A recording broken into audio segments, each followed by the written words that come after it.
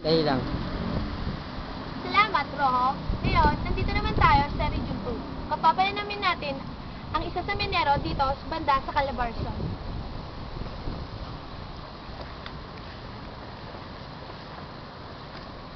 Tama.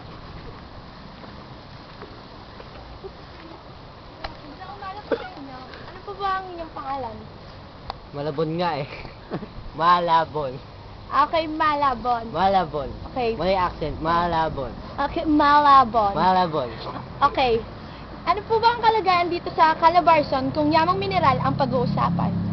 Masasabi ko lang ang Calabarzon ay isang agrikultura na rehiyon at maliit lang lamang ang porsyento ng pagmimina dito. Ganun po ba?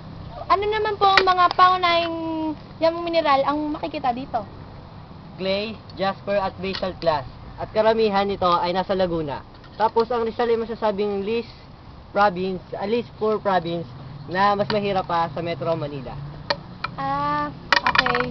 Ano po ba ang pang sa Laro. sa